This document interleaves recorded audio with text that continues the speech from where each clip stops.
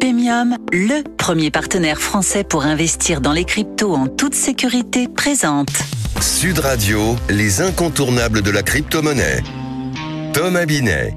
Bonjour à tous et bienvenue dans les incontournables de la crypto-monnaie. Aujourd'hui, nous allons approfondir un sujet qui a récemment fait la une. Le Salvador a décidé de retirer le statut de cours légal au Bitcoin, une décision qui découle d'un accord avec le Fonds monétaire international. Pour analyser cette situation en détail, j'ai le plaisir d'accueillir notre expert Alexandre Stachenko. Pour en parler, bonsoir Alexandre. Bonjour Thomas.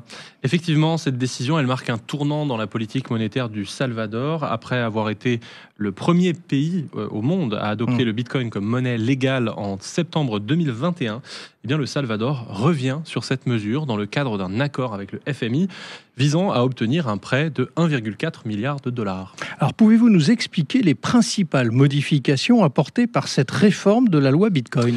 Oui, alors les changements majeurs incluent plusieurs choses. La fin de l'obligation pour les commerçants d'accepter le Bitcoin comme moyen de paiement.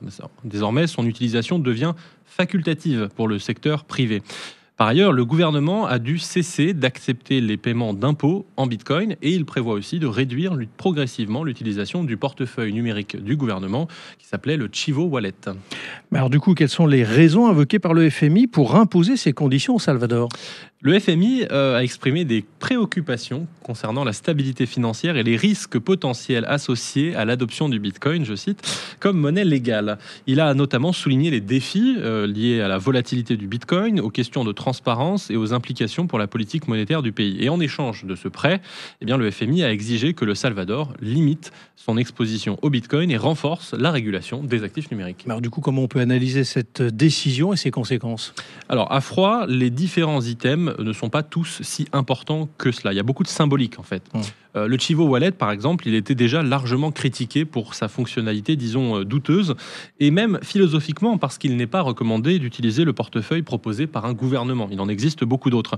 L'arrêt du cours légal, donc l'obligation d'accepter le Bitcoin, c'est aussi une concession facile pour le président du Salvador, Nayib Bukele, parce qu'en effet, de facto, bien qu'obligatoire, les commerçants ne respectaient déjà pas la règle. Donc, de toute façon, cela n'aura pas de grand effet. Au contraire, ça aura même plutôt une conséquence positive de revenir à l'essence de Bitcoin, c'est-à-dire la liberté de l'accepter ou non.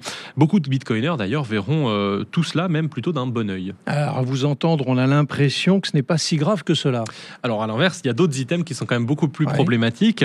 L'intervention du FMI sur la politique d'investissement du gouvernement, accessoirement une des plus réussies du monde, puisque la plus-value est quand même substantielle, ou encore l'arrêt de la collecte des taxes en Bitcoin, et bien évidemment, et aussi le renforcement de la surveillance et de la régulation, tout cela, c'est un dépassement de fonction qui est injustifiable et d'ailleurs d'une dureté importante par rapport à la politique interne d'un pays souverain, le Salvador. Le FMI a donc réussi son chantage scandaleux avec un pays dont il reconnaît pourtant les performances remarquables. Mais qu'est-ce qui vous permet quand même de dire qu'il reconnaît au Salvador des performances remarquables ? Parce qu'ils le disent eux-mêmes, tout simplement. Je cite le communiqué du FMI. L'économie salvadorienne continue de se redresser depuis la pandémie, soutenue par d'importants envois de fonds et un rebond notable du tourisme dans un contexte d'amélioration de la situation sécuritaire. Dans le même temps, le déficit du compte courant a continué de se réduire, l'inflation a encore diminué, également soutenue par la baisse des prix mondiaux des matières premières, et la situation budgétaire continue de s'améliorer très progressivement.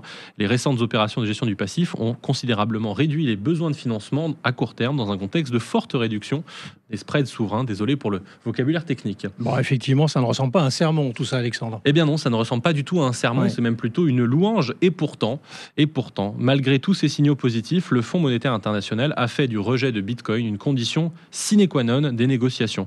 Car c'est cela qui choque le plus in fine. On a connu le FMI beaucoup plus tolérant avec des pays bien plus dispendieux, mal gérés, ou encore d'ailleurs dictatoriaux, que ce soit au Chili, au Zaïre, en Roumanie sous Ceausescu, et bien d'autres. Une position donc injustifiée et démesurée qui démontre l'hostilité franche du FMI, l'hostilité d'ailleurs, ou peut-être la peur. Merci Alexandre pour votre analyse. Nous vous donnons rendez-vous mercredi prochain pour un nouvel épisode des incontournables de la crypto-monnaie. Et pour ce qui me concerne, je vous retrouve dimanche matin dès 9h30 sur Sud Radio. Sud Radio, les incontournables de la crypto-monnaie. Thomas Binet. Avec Pemium, le premier partenaire français pour investir dans les cryptos en toute sécurité.